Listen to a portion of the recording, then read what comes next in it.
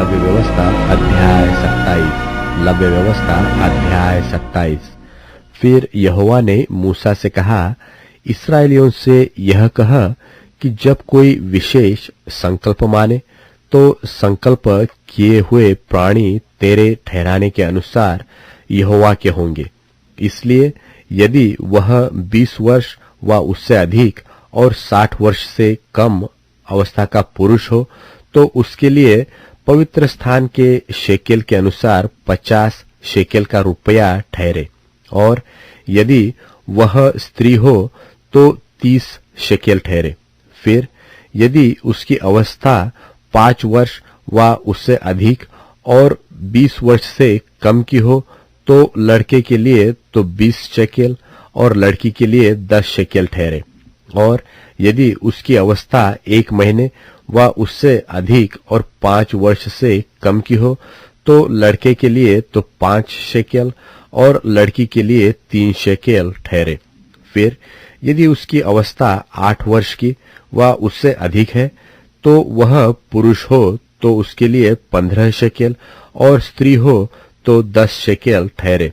परंतु यदि कोई इतना कंगाल हो कि याजक का ठहराया हुआ दाम न दे सके तो वह याजक के सामने खड़ा किया जाए और याजक उसकी पूंजी ठहराए, अर्थात जितना संकल्प करने वाले से हो सके याजक उसी के अनुसार ठहराए। फिर जिन पशुओं में से लोग यहोवा को चढ़ावा चढ़ाते हैं, यदि ऐसों में से कोई संकल्प दिया जाए तो जो पशु कोई यहोवा को दे वह पवित्र ठहरेगा। वह उसे किसी प्रकार से न बदले, न तो वह बुरे की संति अच्छा और न अच्छे की संति बुरा दे। और यदि वह उस पशु की संति दूसरा पशु दे तो वह और उसका बदला दोनों पवित्र ठहरेंगे। और जिन पशुओं में से लोग यहोवा के लिए चढ़ावा नहीं चढ़ाते, ऐसों में से यदि वह हो तो वह उसको याजक के सामने खड़ा कर दे। तब याजक पशु के गुण अवगुण दोनों विचार कर उसका मोल ठहराए, और जितना याजक ठहराए उतना मोल उतना ही उसका ठहरे। और यदि संकल्प करने वाला उसे किसी प्रकार से छुड़ाना चाहे तो जो मोल याजक ने ठहराया हो उसमें उसका 5वां भाग और बढ़ा कर दे। फिर यदि कोई अपना घर यहोवा के लिए पवित्र ठहराकर संकल्प करे तो याजक उसके गुण अवगुण दोनों विचार कर उसका मोल ठहराए, और जितना याजक ठहराए उतना मोल उसका ठहरे। और यदि घर का पवित्र करने वाला उसे छुड़ाना चाहे तो जितना रुपया याजक ने उसको मोल ठहराया हो उसमें वह 5वां भाग और बढ़ाकर दे, तब वह घर उसी का रहेगा। फिर यदि कोई अपनी निज भूमि का कोई भाग यहोवा के लिए पवित्र ठहराना चाहे तो उसका मोल इसके अनुसार ठहरे कि उसमें कितना बीज पड़ेगा। जितना भूमि में होमेर भर जौ पड़े उतनी का मोल 50 शेकेल ठहरे। यदि वह अपना खेत जुबिली के वर्ष ही में पवित्र ठहराए तो उसका दाम तेरे ठहराने के अनुसार ठहरे।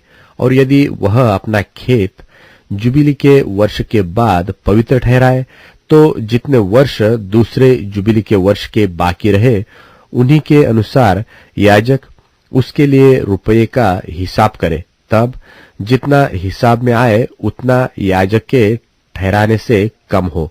और यदि खेत का पवित्र ठहराने वाला उसे छुड़ाना चाहे तो जो दाम याजक ने ठहराया हो उसमें वह 5वां भाग और बढ़ा कर दे, तब खेत उसी का रहेगा।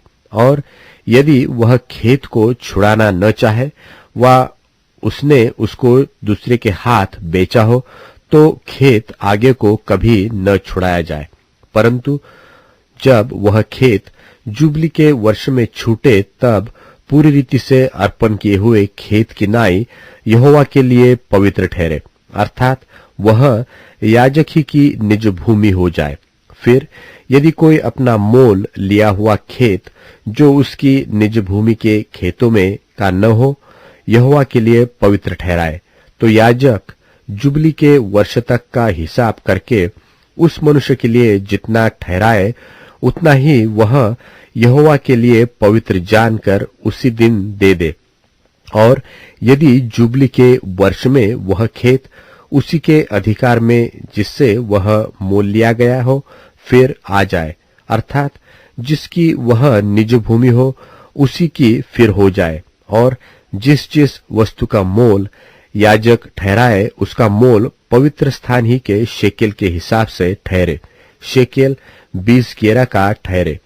परंतु घरेलू पशुओं का पहलौठा जो यहोवा का पहलौठा ठहरा है उसको तो कोई पवित्र न ठहराए, चाहे वह बछड़ा हो चाहे भेड़ व बकरी का बच्चा, वह यहोवा ही का है।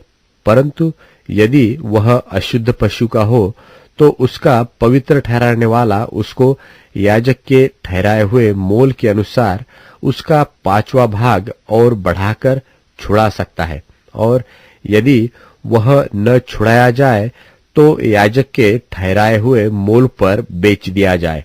परंतु अपनी सारी वस्तुओं में से जो कुछ कोई यहोवा के लिए अर्पण करे, चाहे मनुष्य हो चाहे पशु, चाहे उसकी निज भूमि का खेत हो, ऐसी कोई अर्पण की हुई वस्तु न तो बेची जाए और न छुड़ाई जाए।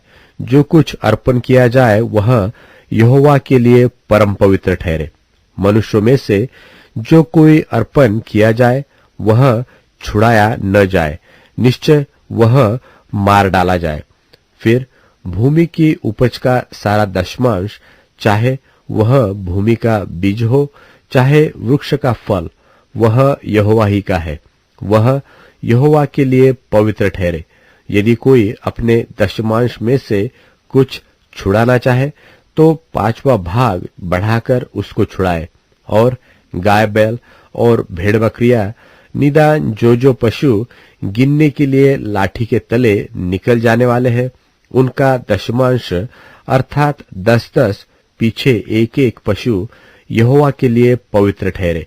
कोई उसके गुण अवगुण न विचारे और न उसको बदले, और यदि कोई उसको बदल भी ले तो वह उसका बदला दोनों पवित्र ठहरे, और वह कभी छुड़ाया न जाए। जो आज्ञाएं यहोवा ने इस्राएलियों के लिए सीनै पर्वत पर मूसा को दी थी वे यही है। को